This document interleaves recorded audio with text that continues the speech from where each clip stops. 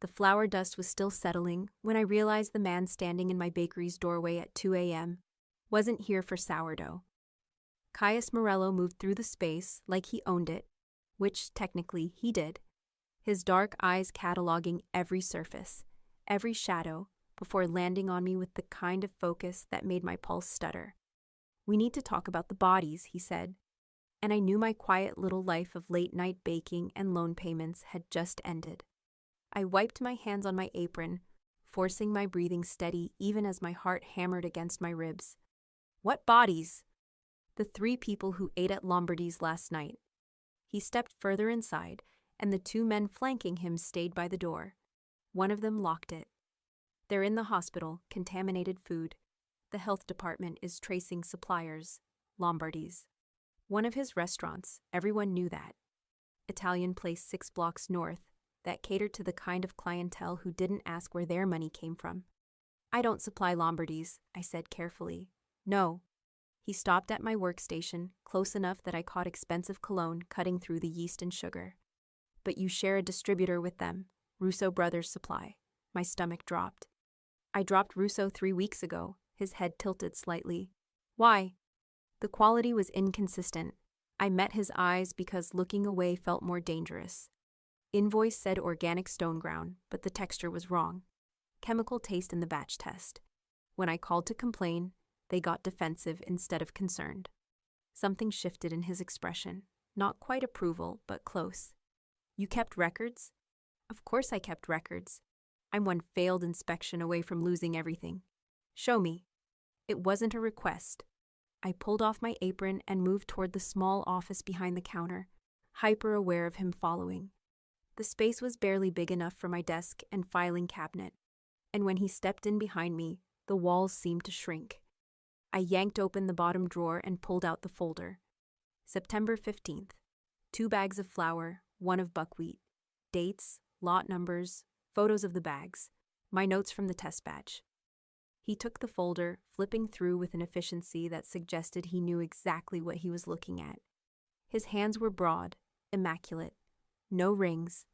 There was something hypnotic about watching him work. Controlled, precise, no wasted movement. "You test every shipment?" he asked without looking up. "First bag of every new lot, yes. Takes 20 minutes and saves me from lawsuits." "Smart." He closed the folder but didn't hand it back.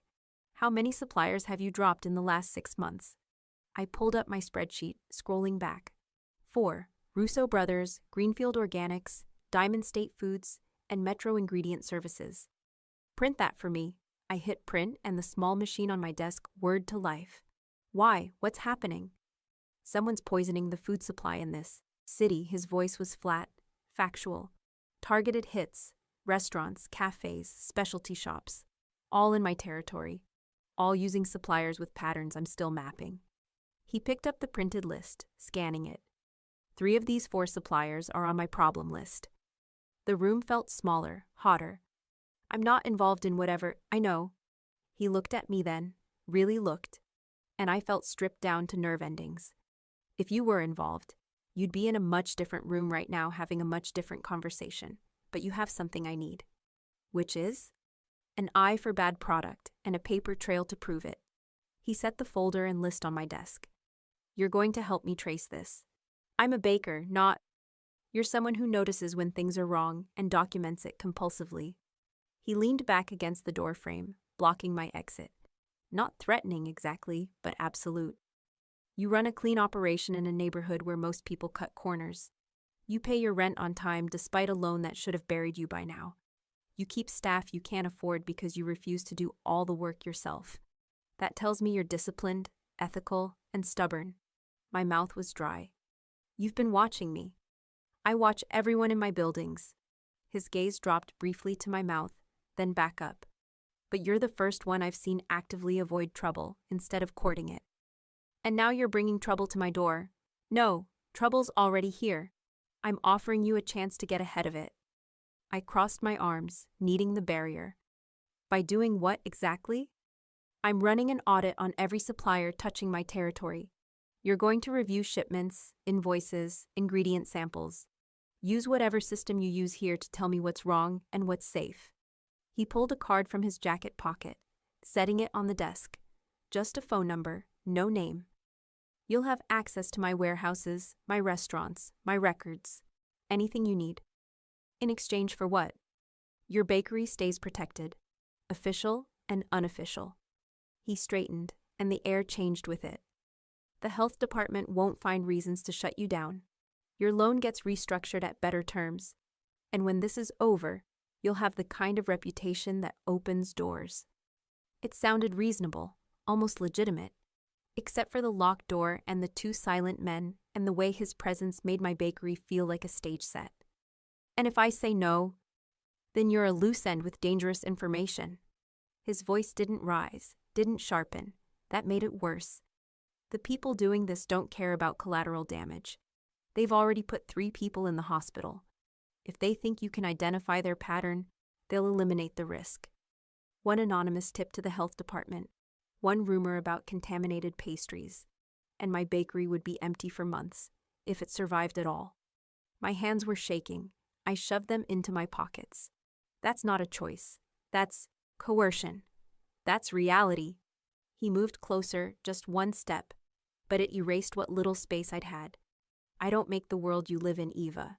I just make sure certain people survive it. He knew my name. Of course he knew my name. He probably knew my bank balance and my supplier list, and exactly how many hours I slept each night. I want guarantees, I heard myself say. His eyebrow lifted slightly. Such as? You don't touch my staff. You don't change how I run this place. Any findings I give you stay between us until I say otherwise. I won't be the public face of your investigation if this goes sideways. I stepped closer, tilting my chin up to hold his gaze. And if I say a supplier is out, they're out. No second guessing, no overruling me because it's inconvenient. The silence stretched. One of his men shifted by the door. Then Caius smiled, and it was the most dangerous thing I'd seen all night. Done, he said. We start tomorrow, 8 p.m. I'll send a car. I'll drive myself. The address is in a part of the city where your car will get stripped in 15 minutes. Then text me the address, and I'll figure it out. Another pause. Then he pulled out his phone, typed something. Mine buzzed in my apron pocket across the room. Stubborn, he said, something almost like amusement in his voice. Careful, I corrected. He moved past me, close enough that his sleeve brushed my shoulder and collected the folder and list from my desk.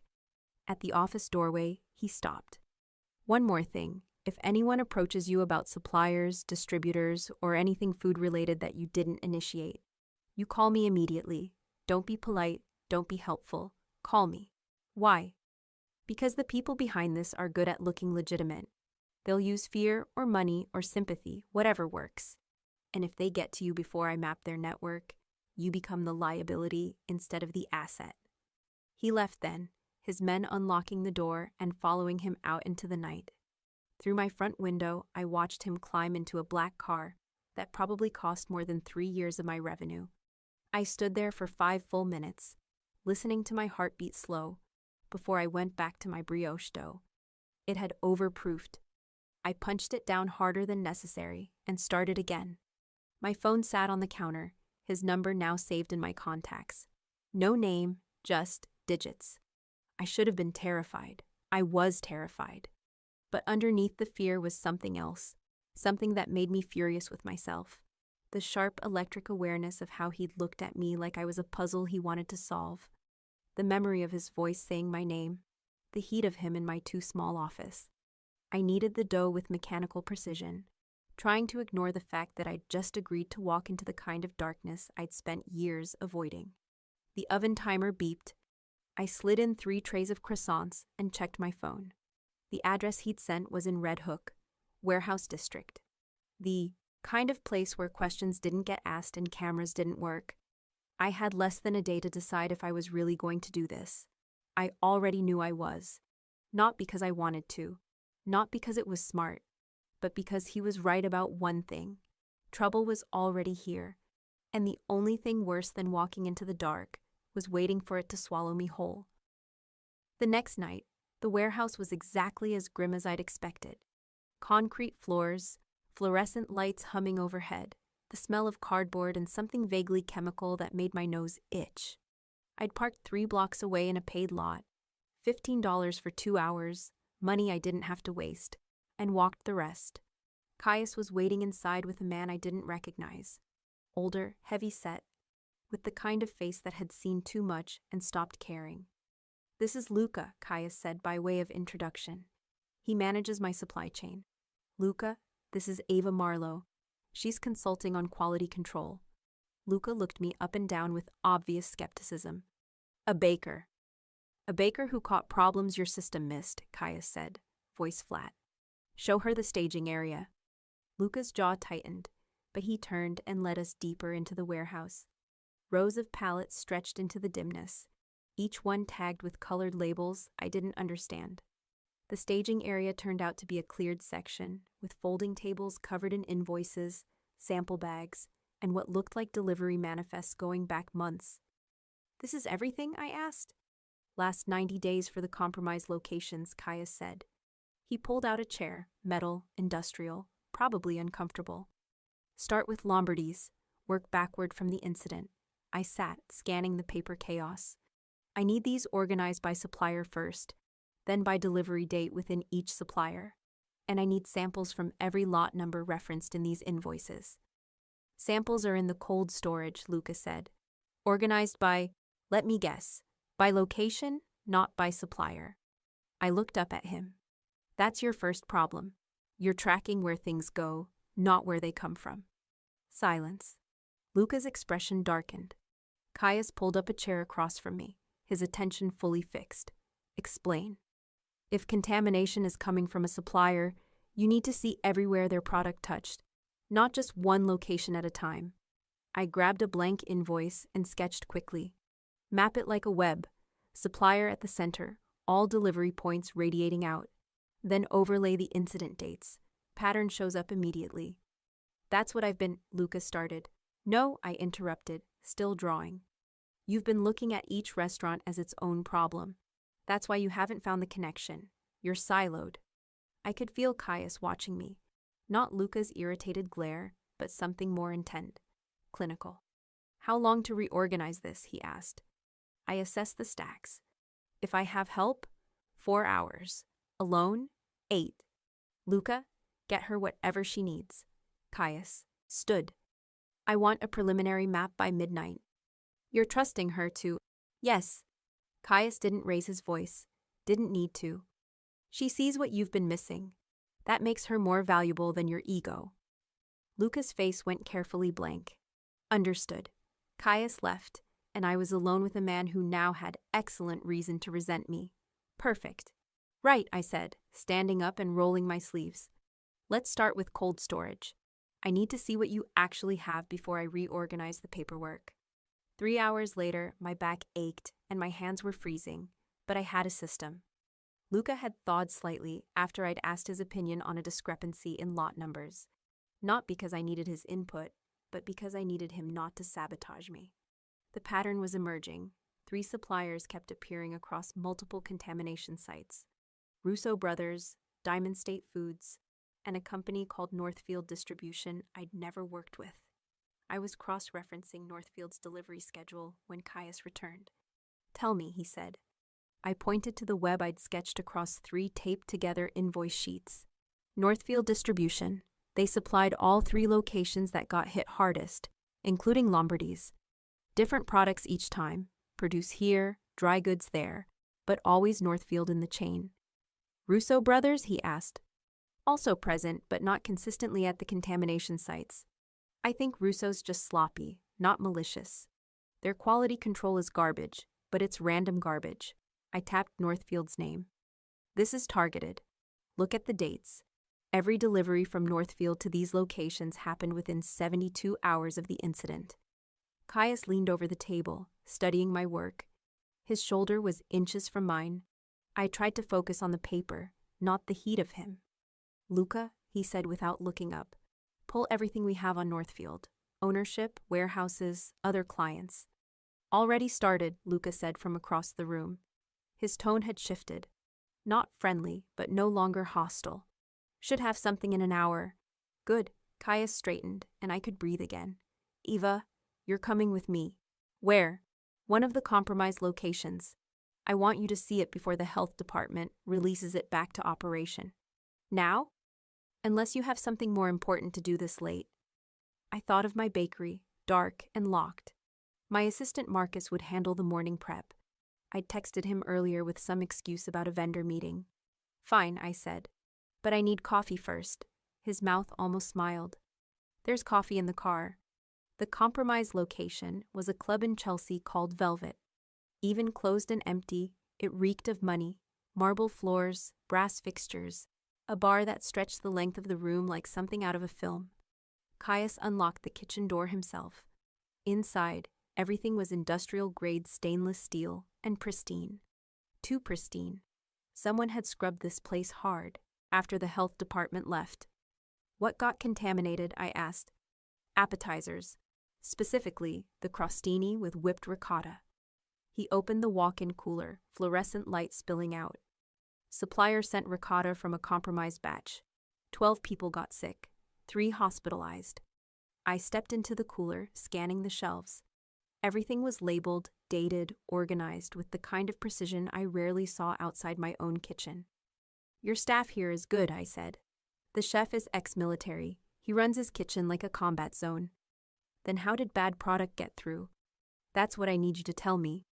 I pulled out my phone, photographing labels and lot numbers. The ricotta had been removed, but there were other dairy products from Northfield.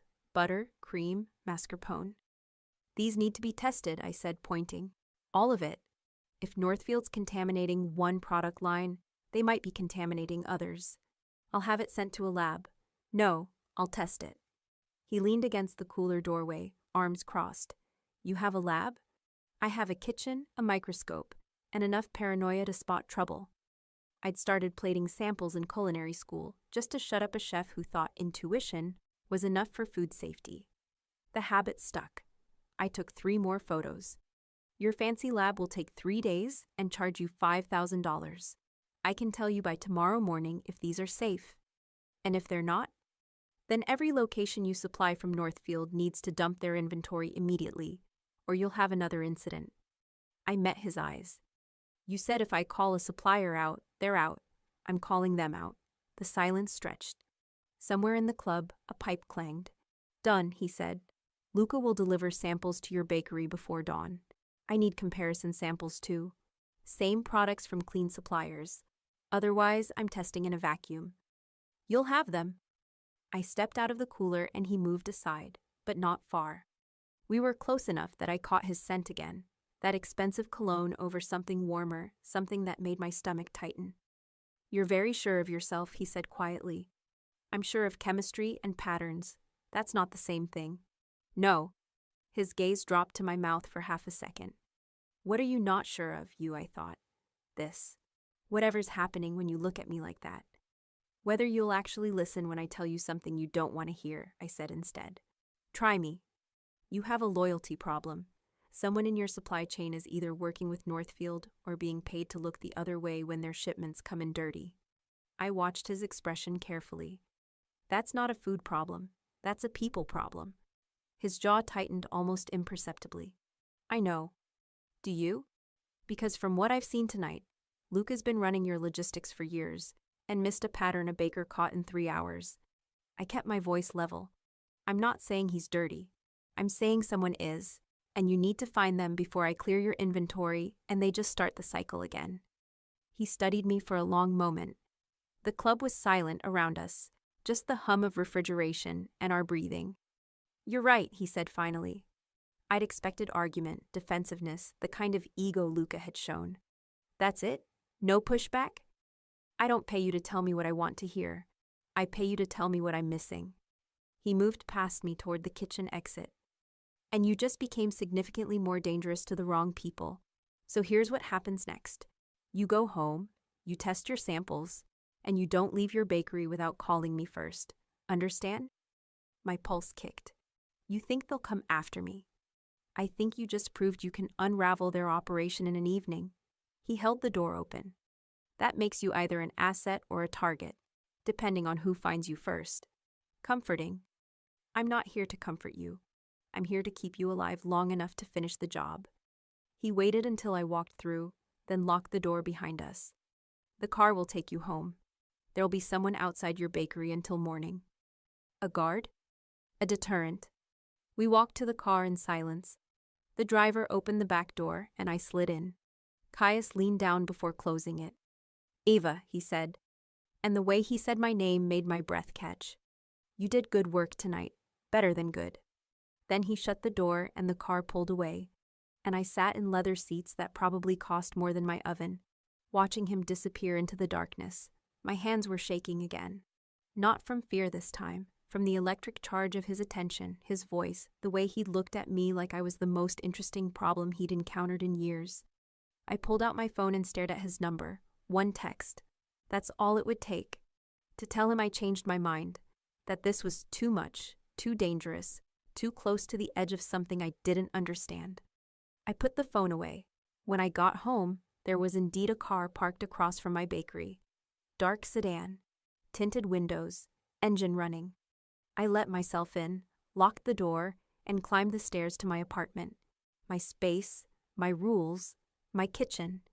Except it didn't feel like mine anymore. It felt like borrowed territory in someone else's empire, and I was the idiot who'd agreed to play spy in exchange for crumbs of protection. I made tea I didn't drink and stared at the ceiling until my phone buzzed. Samples delivered. Loading dock door. I went down in my robe and slippers. Sure enough, a cooler sat by the door, properly sealed and labeled with Luca's efficiency. Inside, 6 products from Northfield, 6 comparison products from verified clean suppliers, and a printed instruction sheet with testing parameters. Also a note in different handwriting. Call when you have results. Anytime. CM. I carried the cooler upstairs and got to work. By 6 a.m., I had answers. The Northfield. Mascarpone and heavy cream both showed bacterial counts that made my stomach turn. Not enough to kill someone outright, but enough to cause serious illness, especially in elderly customers or anyone with a compromised immune system. The comparison samples were clean. I photographed everything, my test slides, my notes, the culture plates that would fully develop by evening. Then I called the number. He answered on the first ring. Tell me, no greeting, no preamble, just that voice, rough with what might have been lack of sleep. Northfield's dirty. Mascarpone and cream are both contaminated with E. coli and listeria. Intentional, not accidental. The bacterial load is too consistent across batches. I pulled up my photos. I'm sending you the documentation now. How certain? Certain enough to testify under oath if it comes to that. A pause. Then, I'm coming to you. 20 minutes. He hung up before I could argue. I looked down at myself. Robe, messy bun, no makeup. Flour probably still under my fingernails from yesterday's croissants. 20 minutes. I ran for the shower. He arrived in 19 minutes. I buzzed him in, still damp-haired but dressed in clean jeans and a sweater that didn't smell like yeast. He climbed the stairs to my apartment like he'd been here before, moving with that same controlled grace. When I opened the door, his gaze swept over me once, quick, assessing, before moving to the kitchen counter where my testing setup was spread out. Show me, he said. I walked him through it. The samples, the cultures, the side-by-side comparisons. He asked sharp questions that proved he understood more about food safety than most restaurant owners. This is enough to shut them down, he said, studying the photos on my phone. It's enough to get health department attention, yes, but that won't stop whoever's behind this.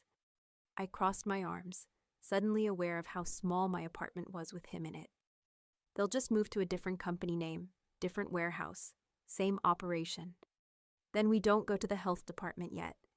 He handed back my phone, fingers brushing mine. We find out who owns Northfield and what they want. That sounds like a job for someone who knows supply chains and can spot the lies. His eyes locked on mine. Someone stubborn enough to keep digging even when it gets dangerous. I'm a baker, Caius, not an investigator. You're someone who sees patterns and asks the right questions. He moved closer, just one step, but it changed everything. That's more useful than 10 investigators who only see what they expect to see. The apartment was too warm. Or maybe that was just me. Why me? I asked. You have people, resources. Why drag a civilian into this? Because everyone in my organization has been looked at by whoever's doing this. They've mapped my people, learned their patterns, figured out how to slip past them. His voice dropped lower. But you're new, unexpected. You notice? Things they didn't think anyone would notice. So I'm useful. Yes. At least he was honest. And when I stopped being useful, I asked. His expression flickered, something almost like regret. Then you go back to your bakery and forget this ever happened. You mean if I survive that long? I mean, I'll make sure you survive. He reached out, and for a heart-stopping moment, I thought he was going to touch my face. Instead, he picked up one of my test slides, examining it. You're under my protection now. That's not a small thing. It's also not a choice I made. No, but it's the reality we're in. He set down the slide. The samples I sent. You said the cream and mascarpone were dirty. What about the butter? Back to business. Safer ground. Clean. Whatever they're doing, it's targeted to specific products. Probably because those are the ones used raw or barely heated in high-end preparations. I pulled up my notes. Crostini with whipped ricotta, mascarpone and tiramisu, cream and panna cotta. They're contaminating products that won't be cooked enough to kill the bacteria. Smart. Terrifying. Both. He checked his watch. I need to move on Northfield's known distribution points, pull their product before tonight's dinner service. That's going to make noise. Good. I want whoever's behind this to know I'm hunting them. His smile was cold. Fear makes people sloppy. He headed for the door, and I followed. Not sure if I was relieved or disappointed he was leaving. At the threshold, he paused. Tonight, 8 p.m., I'm taking you to meet my restaurant managers. You're going to train them on what to look for. I have a bakery to run. And I have 36 locations that need to not poison anyone else. He turned to face me fully. You want your normal life back?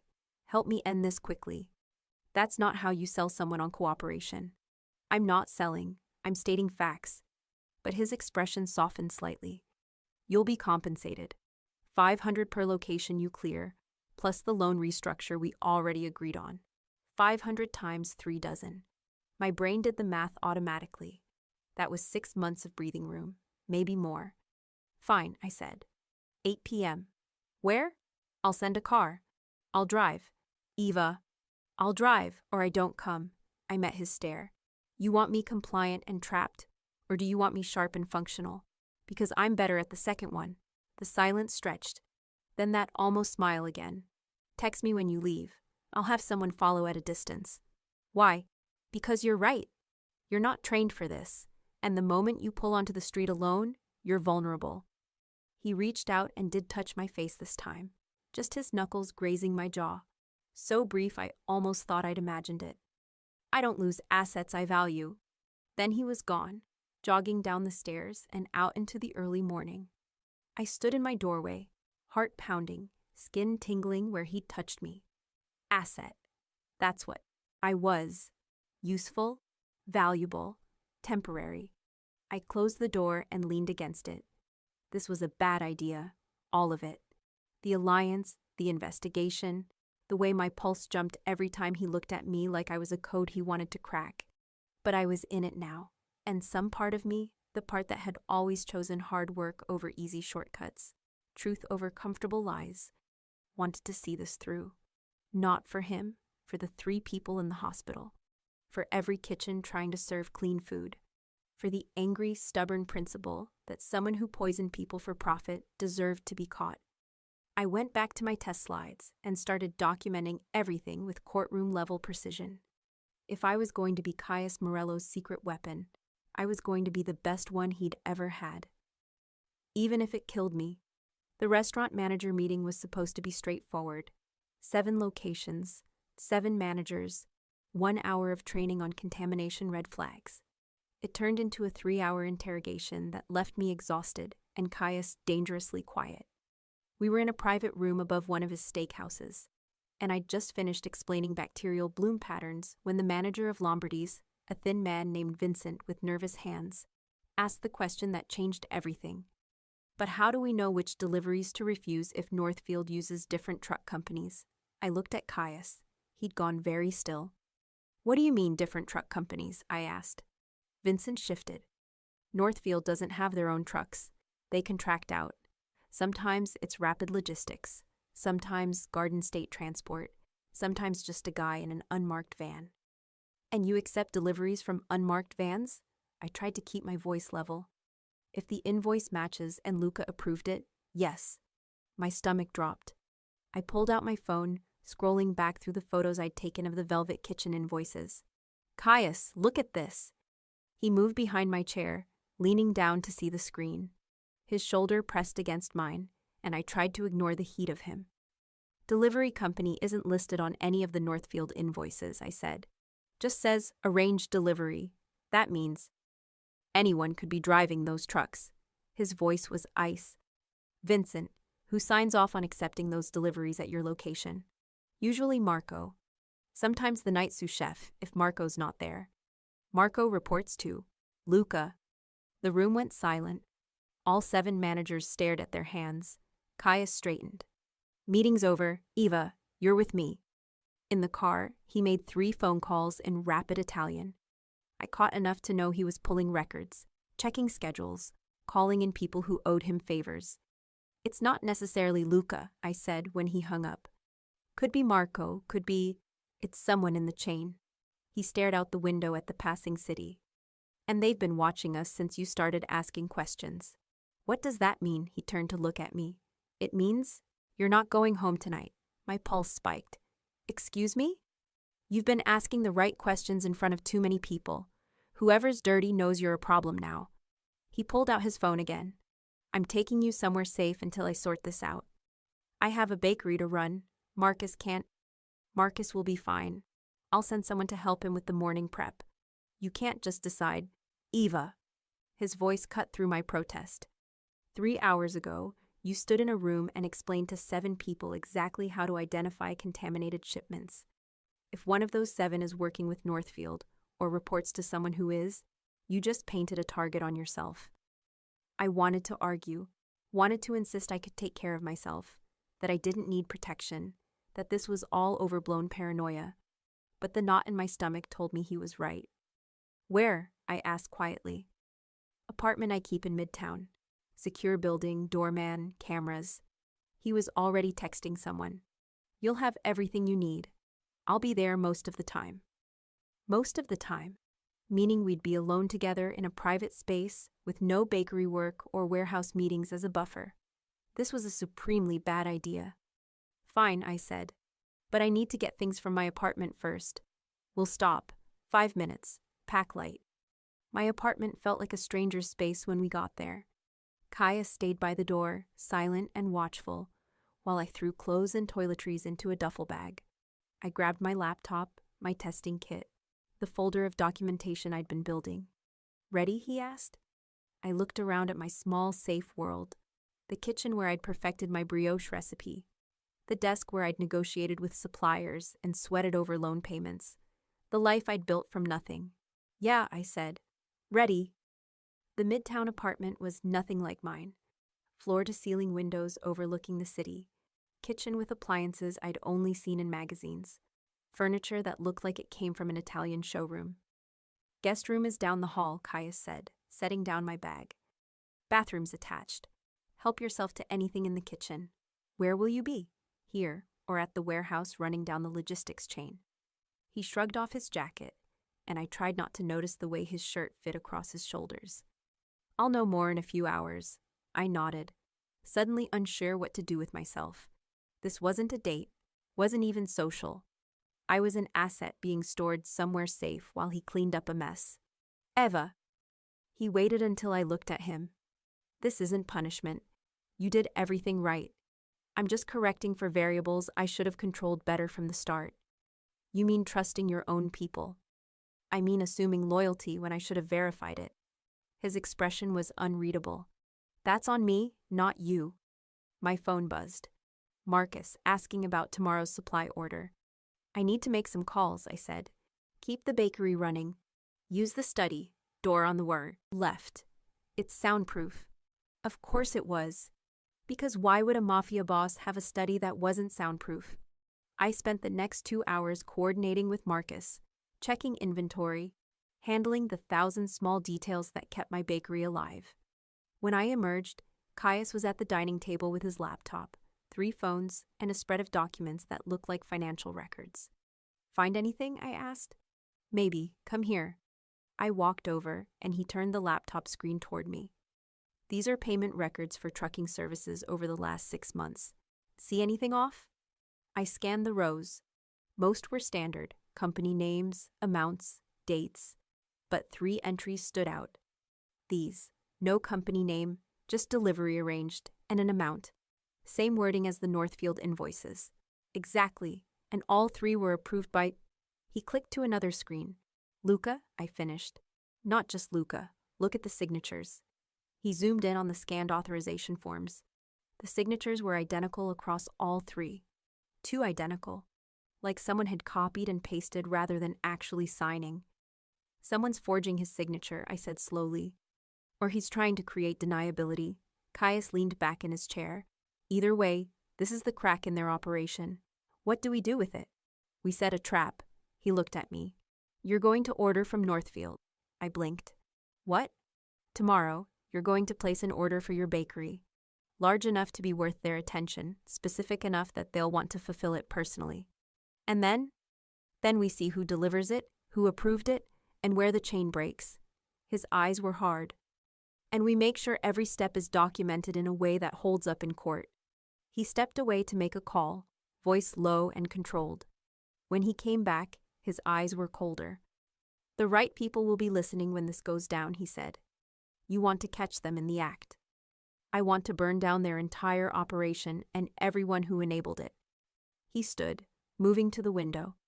But I need your help to do it right. I joined him at the window, looking out at the glittering city. This is dangerous. Yes. If they realize it's a trap, they won't. Because you're going to do exactly what a normal bakery owner would do. Place an order, be picky about quality, ask questions. It'll look completely legitimate. Until your people swarm the delivery driver. Until we document everything and hand it to the right authorities. He turned to face me. I'm not looking for a body, Eva. I'm looking for evidence. I wanted to believe him. Wanted to believe this was about justice, not revenge. But the set of his jaw, the cold fury in his eyes, that wasn't about courtrooms and lawyers. Caius, I said quietly, what are you going to do to whoever's behind this? He was silent for a long moment. The city hummed below us, oblivious. I'm going to make sure they can't hurt anyone else, he said finally. That's all. You need to know, it wasn't an answer, but it was all I was going to get. Fine, I said. I'll make the order tomorrow, but I want to be there when the delivery happens. I need to see it through. Absolutely not. Then I don't make the call. I crossed my arms. You said I'm not an asset you use and discard. Prove it. Let me finish what I started. His jaw tightened. You could get hurt. I could get hurt walking home from the subway. Life is risk. I moved closer, making him look at me. You need my eyes on this. You need someone who knows what real contamination looks like versus a setup. Otherwise, you might catch the delivery guy and miss the actual architect. He stared at me, and I could see him calculating, weighing. You stay in the van, he said finally, with surveillance equipment. You watch, you advise over comms, but you do not leave that van. Agreed? Agreed. And if I say abort, you abort. No arguments, no heroics. Deal. We shook on it, his hand warm and rough against mine, and neither of us let go immediately. The moment stretched. His thumb brushed against my wrist, probably feeling my racing pulse. You're either very brave or very stupid, he said softly. Can I be both? His mouth quirked, almost a smile. Yeah, you probably are. He released my hand and stepped back. Get some sleep. Tomorrow's going to be a long day. I nodded and headed for the guest room, hyper aware of him watching me go. Inside, I closed the door and leaned against it, heart hammering. This was spiraling beyond anything I'd imagined when he'd first walked into my bakery. I wasn't just consulting anymore. I was bait. I was accomplice. I was walking into something that could destroy everything I'd built. And some reckless part of me wanted it. Wanted the danger, the purpose, the feeling of being essential to something bigger than perfect croissants and loan payments. Wanted him looking at me like I was the solution to a problem only I could solve. I got ready for bed, but sleep was impossible. Around 2 a.m., I gave up and went to the kitchen for water. Caius was still at the dining table, now surrounded by even more documents. He loosened his tie and rolled up his sleeves, and he looked almost human, almost approachable. "Can't sleep either?" I asked. He glanced up. "Used to it. You?" "Too wired." I filled a glass at the sink. "You should rest. Tomorrow." "I know what tomorrow is," but he closed his laptop. "You're right, though. Won't be sharp if I'm running on fumes." We stood there in the dim kitchen, the city lights filtering through the windows, and I had the surreal thought that this felt domestic, normal, like we were a couple coordinating schedules, not a baker and a crime boss planning a trap. "Can I ask you something?" I said. "Depends on the question." "The incident you mentioned, the one that made you obsessed with control." I set down my glass. "What happened?" His expression shuddered. "That's not relevant to—" "It is, though, because I need to understand what you'll do when we catch them." I moved closer. "Will you actually hand them over to authorities? Or will I watch you become the kind of violence you claim to be preventing?" The silence was heavy. "There was a shipment," he said finally. 8 years ago, bad product, heroin cut with something toxic. It wasn't my operation, but it moved through territory I was responsible for.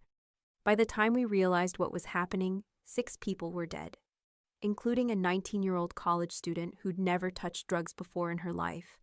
Wrong place, wrong party, wrong dealer. His voice was flat, but I could hear the weight underneath. I found the supplier, found out he'd known the product was bad, and moved it anyway because he'd already taken payment. Caius's hands curled into fists. I wanted to kill him. Wanted it so badly I could taste it. "But you didn't." "No." I handed him to the authorities with enough evidence to put him away for 20 years, and then I restructured everything in my territory to make sure nothing like that could happen again. He looked at me. "Control isn't about power, Eva. It's about making sure chaos doesn't win." I understood then. The obsessive documentation, the layers of verification, the way he'd listened when I'd pointed out holes in his system. "And now someone's bringing chaos back," I said. "Yes, and I'm going to stop them." His gaze held mine. "But I'm going to do it right. Even if every instinct I have is screaming for blood." I believed him. Maybe I was naive, maybe I was reading what I wanted to see, but I believed him. "Okay," I said. "Then let's do this right." He nodded once, then moved past me toward the hallway. "Get some sleep, Eva. We'll prep everything in the morning." "Caius." He paused. "Thank you for telling me." He looked back over his shoulder. "Don't thank me yet. This gets worse before it gets better." Then he was gone, and I was alone in the kitchen with my racing thoughts and the terrible, exhilarating knowledge that I'd just committed to something I couldn't take back. Morning came too fast. Caius made coffee that was significantly better than mine, and we spent 2 hours planning the order down to the last detail. "You'll call at 10 a.m., he said, walking me through it again. "Standard order for your bakery. Flour, butter, eggs, cream. Everything you'd normally order. And I specifically request Northfield for the dairy." "Right. Say your regular supplier is short-stocked. Be apologetic, a little desperate. They like desperate." I practiced the call 3 times while he listened, correcting my tone until I sounded convincingly anxious but not suspicious. At 9:58, he handed me his phone. "Untraceable. They'll see it as a generic city number." I dialed. A woman answered. Professional, bored. "Northfield Distribution." "Hi, yes, I'm calling from Marlowe's Bakery. I need to place an emergency order for delivery today if possible." "Today's pretty tight. What do you need?" I rattled off the list, making sure to emphasize the cream and butter. "My regular supplier can't fulfill until Wednesday, and I have orders backing up. Can you help me out?" Keys clicking. "We can do a 4 p.m. delivery. Address?" I gave her my bakery address. "Payment on delivery. Cash or card on file? Cash is fine. Great. You'll get a confirmation text within the hour. She sounded slightly more interested now. First time ordering from us? Yes. You were recommended by... I pretended to check notes. Lombardy's restaurant? They said you were reliable. A pause. Then, good to know, we'll take care of you. She hung up. I looked at Caius. She sounded happy when I mentioned Lombardy's. Because she just confirmed you're connected to my network. His expression was grim. Which means they'll either send clean product to avoid suspicion, or they'll see it as an opportunity to expand their contamination pattern.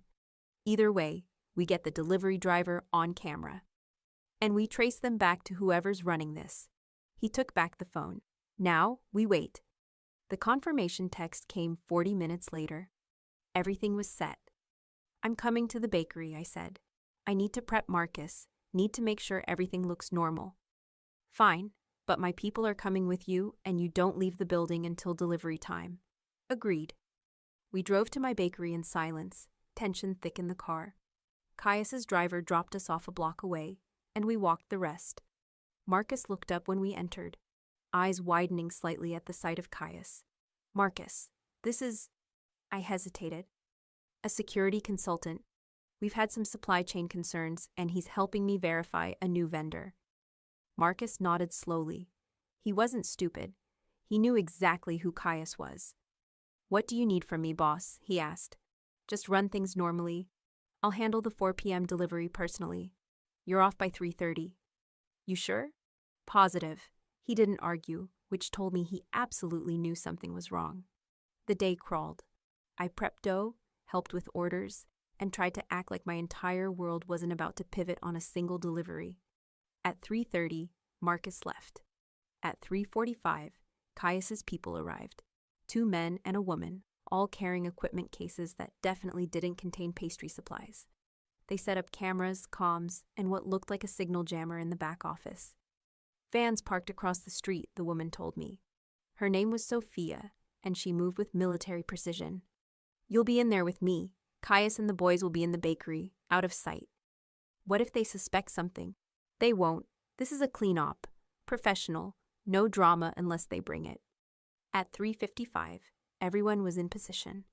I climbed into the van, and Sophia handed me a headset. Test. Caius's voice came through, clear and close. Copy, I said. Remember, you observe and advise. That's it. Got it. At 4:03, a white van pulled up outside my bakery, no company logo, just a generic cargo van with a dented bumper.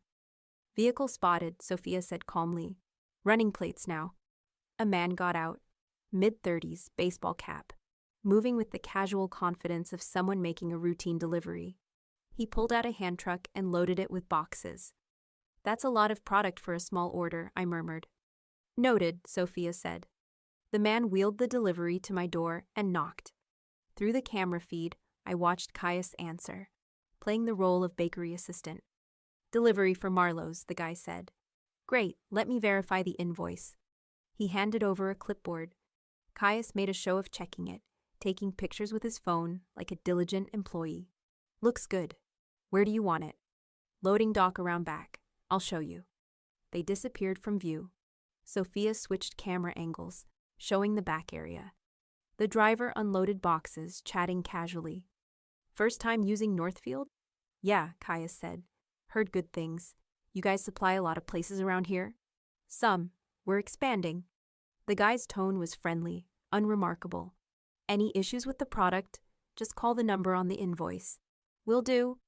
The driver loaded his empty hand truck and headed for his van. Caius returned to the bakery. That's it, I said into the comms. He just delivered. Hold, Sophia said. We're tracking the van. Through the windshield, I watched the white van pull away from the curb.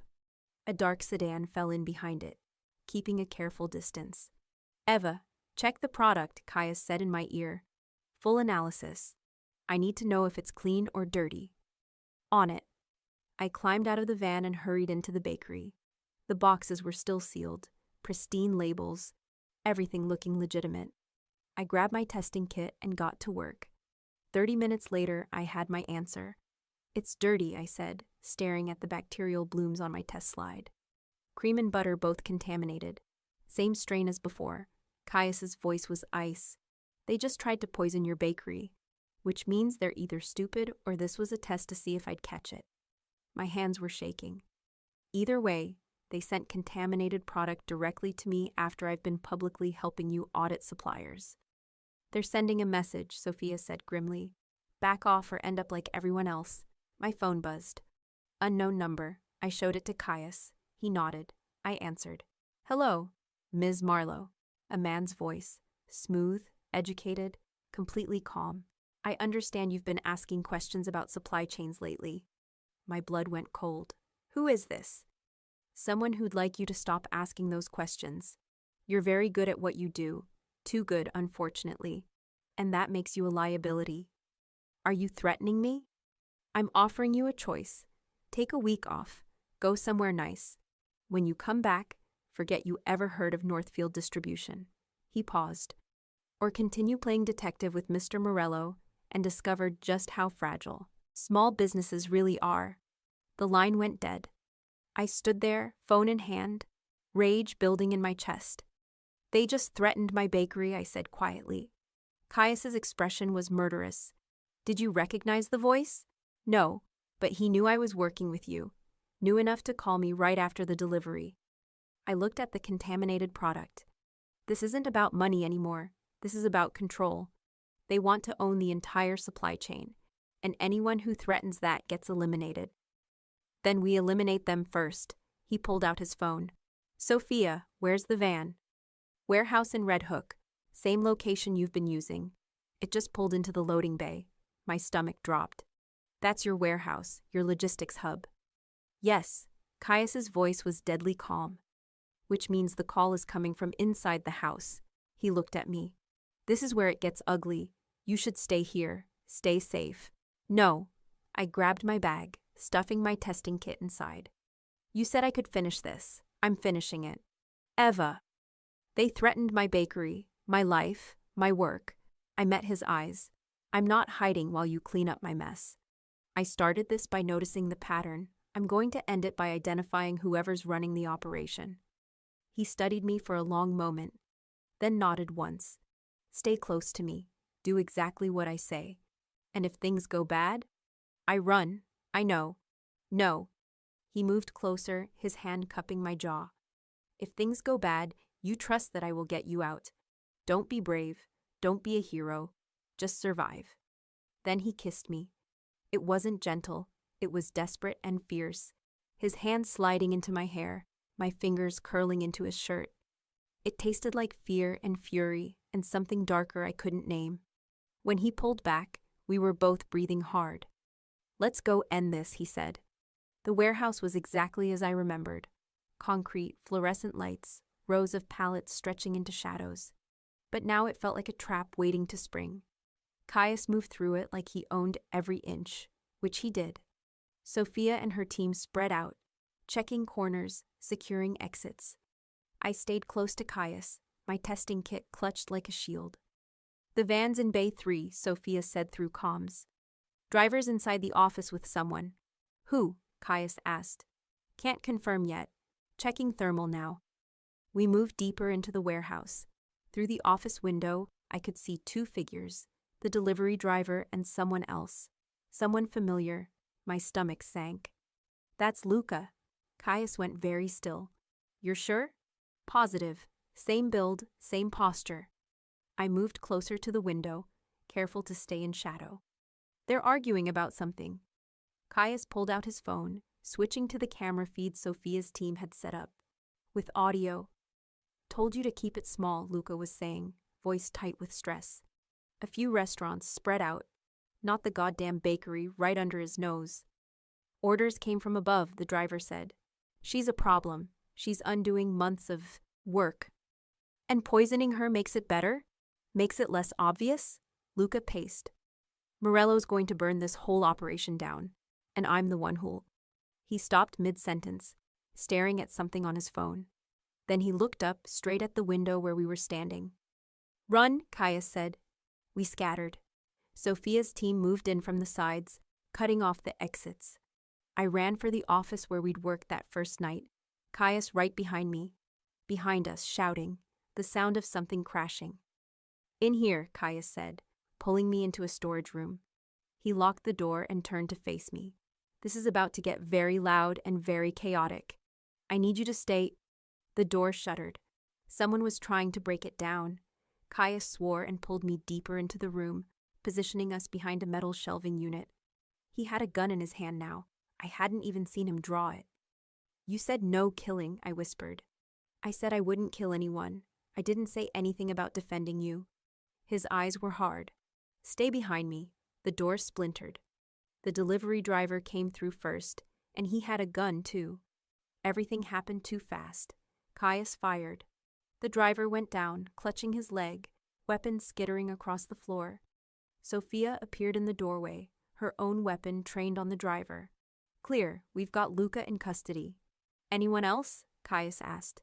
Not yet, but Luca's talking, says there's someone else, someone running the whole operation. Caius moved to the driver, kicking his gun further away. Who's your boss? The driver just glared, blood pooling around his leg. Medical is 2 minutes out, Sophia said. He's not dying, but he's also not talking. I stepped out from behind the shelving, looking at the man who'd tried to poison my bakery. He was maybe 35, ordinary looking, the kind of person you'd never notice in a crowd. Where's the contaminated product coming from? I asked. He laughed. You think I'm telling you anything? I think you're looking at attempted murder charges on top of whatever else they're going to pin on you. I crouched down, staying out of reach. But if you cooperate, if you give them the source, maybe you get a deal. Ava, Caius warned. No, the driver said. You don't get it. There is no deal. The people running this, they're bigger than Morello, bigger than the health department, bigger than all of this. He coughed, wincing. You can't stop them. You can only choose which side you're on. Try me, Caius said, voice like ice. The driver's gaze flicked between us. You really want to know? It's a consortium. 5 major distributors working together. They control 70% of the food supply in this city. Northfield's just the public face. He smiled, blood on his teeth. You shut down Northfield, they'll have another company operational by next week. You shut down the drivers, they'll hire new ones. You can't win. My mind raced. A consortium. That explained why the pattern was so coordinated, why it touched so many locations simultaneously. Names, Caius said. Above my pay grade. Then what is your pay grade? Delivery and disposal. I move the clean product to approved locations and the dirty product to targets. Someone else decides who gets what. Who decides? The driver's smile widened. Ask your logistics manager. He's been approving shipments for 6 months. Caius turned to Sophia. Bring Luca here, now. Luca looked smaller in handcuffs, older, defeated. Tell her, Caius said, voice flat. Tell Eva what you've been doing. Luca wouldn't meet my eyes. I didn't know it was poison, not at first. I thought it was just substandard product, cutting corners to increase profit margins. I'd done it before with other suppliers, skimming percentages. This seemed like more of the same. When did you know? I asked. After Lombardy's, after people went to the hospital. He finally looked up. I tried to back out, told them I was done. But they said if I walked, they'd make sure everyone knew I'd been taking bribes for years. My family would lose everything. So you kept going, Caius said. I kept going, but I tried to limit it, tried to keep it away from the places I knew you cared about. He looked at Caius. The bakery order today, that wasn't me. That came directly from the consortium. They wanted to send you a message. What message? That they can touch anything in your territory. Anyone. Even her. Luca's voice cracked. I'm sorry. I'm so goddamn sorry. The medical team arrived, taking the driver away on a stretcher. Uniformed officers followed. Not regular police, I realized. Federal agents. A woman in a dark suit approached Caius. Mr. Morello, thank you for your cooperation. Agent Torres. He shook her hand. Everything we discussed. Documented and admissible. Your people did good work. She glanced at me. Ms. Marlowe, I'm going to need your testing records and a full statement. Of course, I said, still processing. You're federal? FDA Criminal Investigation Division. We've been building a case against this consortium for 18 months. Mr. Morello's cooperation accelerated our timeline significantly. She pulled out a card. We'll be in touch. She left with her team, taking Luca with them. The warehouse emptied gradually until it was just Caius, Sophia, and me. You were working with the feds, I said. I made a deal a few days ago. He looked at me. When you found the pattern in the invoices, I knew we had enough to bring them in properly. No bodies, no revenge. Just evidence and professionals who know how to dismantle a criminal enterprise. Men in my world don't forgive that easily, he said. Working with the feds, handing over evidence, that burns bridges I can't rebuild. I decided I could live with their anger. I couldn't live with more people in hospital because I hesitated. You could have told me. I couldn't risk it. If Luca or anyone else in the chain suspected federal involvement, they'd have scattered. We needed them to feel safe enough to keep operating. He moved closer. I'm sorry. I know you wanted full transparency. No, I shook my head. You did it right. You kept your word. No killing, no chaos. Just control. I managed a shaky smile. Though the gun was a nice touch. He wasn't going to die. Leg wounds are survivable. But his expression softened. Are you okay? I will be. Eventually. I looked around the warehouse. So what happens now? Now the feds do their job. They'll round up the consortium leadership, shut down the operation, and prosecute everyone involved. He took my hand. And you go back to your bakery. Just like that? Just like that. He squeezed my fingers. Your loan's been restructured. Better terms, lower interest, payments you can actually handle. That part of the deal stands. And the consulting fees? In your account by morning. All 18 locations you cleared, plus a bonus for the federal cooperation. I did the math quickly. That was enough to not just survive, but to actually breathe. To maybe hire another person, fix the oven properly, start saving for the first time in years. Thank you, I said quietly. Don't thank me. You earned every dollar. He pulled me closer. You were brilliant, Eva. Fearless and brilliant and exactly what I needed. Past tense. Needed. Not need. So this is it? I asked. We just go back to how things were. Do you want to go back? I don't know. I was being honest. A few days ago, my biggest problem was a loan payment. Now I've helped take down a criminal consortium and been threatened at gunpoint. That's a lot to process. It is. He tucked a strand of hair behind my ear. Which is why I'm not going to ask you for anything else. Not tonight. Not until you've had time to think. Ask me what? To stay. His voice was quiet. Not in danger, not in chaos, just stay. In my life, in my world. My heart hammered. As what? As my partner. He cupped my face in both hands. Not an employee, not an asset. A partner who keeps me honest and calls me out when I'm being controlling and makes me remember why I built this empire in the first place. Which is? To make sure the people I care about are safe. That they have choices. That chaos doesn't win. His thumbs brushed my cheekbones. You gave me the best reason I've had in years to fight for that. I should have been terrified. Should have walked away from the Mafia boss who dragged me into federal investigations and shootouts and moral gray zones. But all I felt was clarity. I need conditions, I said. His mouth quirked. Of course you do. My bakery stays mine. Full control, no interference. You don't get to make decisions about my business without asking me first. Agreed. I meet your people. Properly, not just logistics managers and drivers, but the people who actually matter in your world. I need to know who I'm aligning myself with. Done. And if you ever lie to me again, even for good reasons, even to protect me, I walk. No second chances. He was quiet for a moment, then, that's fair, yes. Okay, I said. Then ask me again. Eva Marlowe. He smiled, and it was real, warm. Nothing cold or calculated about it. Will you stay? Yes.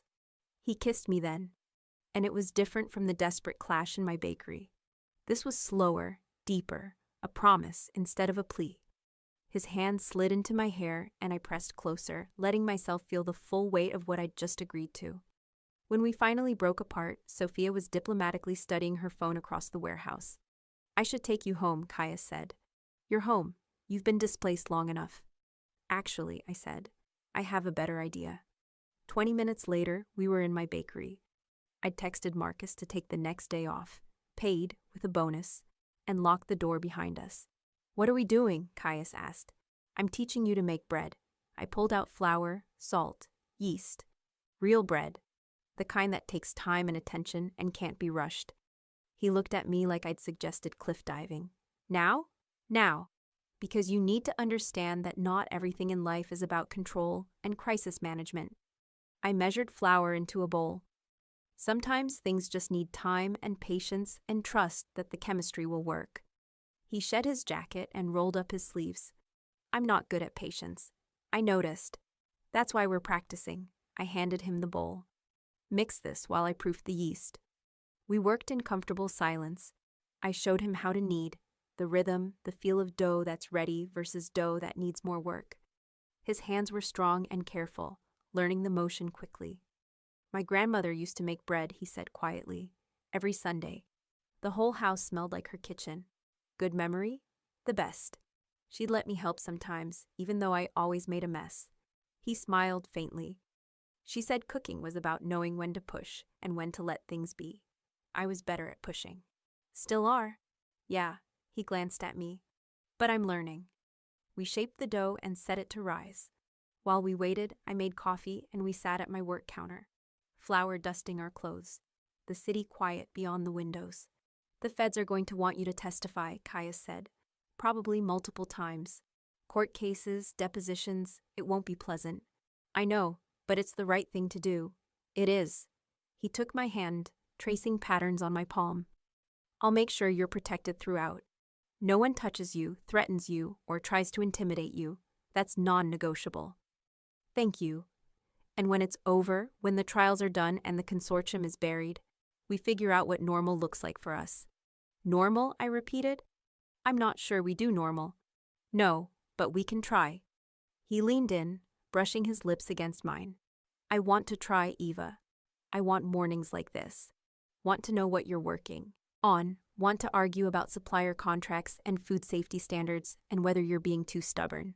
"I'm never too stubborn." "You're always too stubborn. It's one of my favorite things about you." The timer went off. I checked the dough, perfectly risen. "Now we bake," I said.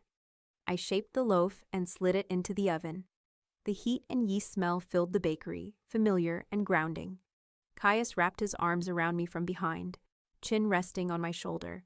"Thank you." "For teaching you to bake?" "For not running when you had every reason to." His voice was low against my ear. "For being brave enough to see past what I am to who I'm trying to be." I turned in his arms. "You're not a monster, Caius. You're a man trying to keep order in a chaotic world. That's not evil, that's just complicated." "Complicated," he echoed. "I can work with complicated." "Good, because I'm fairly complicated myself."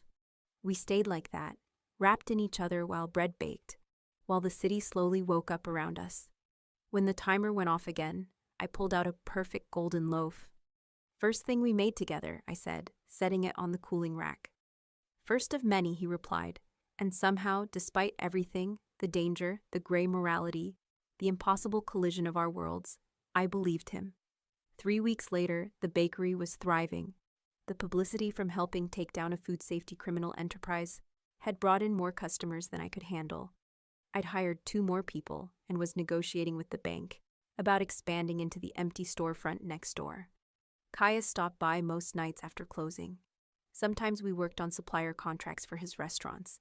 Sometimes we just sat and talked. Sometimes we didn't talk at all. Agent Torres had called twice for depositions. The trials were still months away, but the case was solid. The consortium leadership was in custody, facing federal charges that would put them away for decades. Luca had taken a plea deal. 15 years, reduced for cooperation. I tried not to think about his family, about the ripples of consequence spreading through lives I'd never meet. That's what living in the gray meant, I was learning. Nothing was purely good or bad. Everything had cost. Tonight, Caius was helping me inventory the new cold storage unit we'd installed. Top of the line, with backup systems and monitoring that bordered on paranoid. Overkill? I asked, watching him check the temperature sensors. Thorough, he corrected. There's a difference. Is there? He looked at me, smiling. With you? Maybe not. My phone buzzed. Marcus, sending a photo of tomorrow's special orders. 12 custom cakes, 3 dozen croissants, 2 full breakfast spreads for corporate events. You're going to need to expand again, Caius observed. I know. The space next door is available, but the landlord's being difficult about terms. What kind of difficult? Wants a 5-year lease minimum and triple the rent I'm paying here. Caius pulled out his phone. What's the address? Caius, no, I can negotiate myself. I'm not negotiating for you. I'm checking who owns it. He typed, scrolled, then smiled. Interesting. The building's owned by a holding company that's about to default on several major loans. I think they'd be very motivated to make a deal with a reliable, profitable tenant who has excellent references. You're going to leverage their financial problems? I'm going to make sure you get fair terms. He pocketed his phone. That's what partners do. Partners. The word still felt new, thrilling, slightly dangerous. Thank you, I said. Always. He crossed the kitchen to where I stood. How are you, really? Tired, busy, happy. I leaned into him. Still processing everything, but mostly happy. Good. That's what I want for you. He kissed the top of my head. Happiness, safety, success, everything you've earned. What about what you want? I have what I want. His arms tightened around me. Purpose, partnership, someone who makes me better than I'd be alone. Through the window, the city glittered. Somewhere out there, people were eating safely because of the work we'd done. Restaurants were rebuilding trust. Families weren't getting sick. It wasn't purely heroic. We hadn't saved the world, but we'd made our corner of it cleaner, safer, more honest. That had to count for something. Come upstairs, I said. I have wine and leftover pasta, and absolutely no intention of talking about business. Best offer I've had all day. We climbed the stairs to my apartment, my small, imperfect, safe space that was entirely mine. Except now it was also his, in the ways that mattered. His jacket on my coat rack, his coffee preference memorized, his presence woven into the fabric of my daily life. I poured wine and we sat on my worn couch, legs tangled, comfortable silence stretching between us. I love you, he said suddenly. I looked at him, heart full. I know. You know? You restructured my loan, assigned me security, and spent 3 weeks helping me take down a criminal enterprise. I smiled. You're not exactly subtle. Fair point. He set down his wine. But I wanted to say it anyway. I love you, Eva. Your stubbornness, your standards, the way you refuse to compromise on things that matter. I love you too, I said. Your control issues, your protective instincts, the way you're trying so hard to be better than your world expects you to be. He pulled me closer, kissing me slow and deep. When we finally broke apart, I was breathless. Stay tonight, I asked. Was planning on it. We didn't move from the couch for a long time, just sat there, holding each other, while the city hummed below and the future stretched out. Complicated, imperfect, and entirely ours. I thought about the girl I'd been 3 weeks ago, exhausted, alone, fighting to keep her small business alive. She would have been terrified of this, the danger, the moral complexity, the way loving Caius meant accepting darkness alongside light.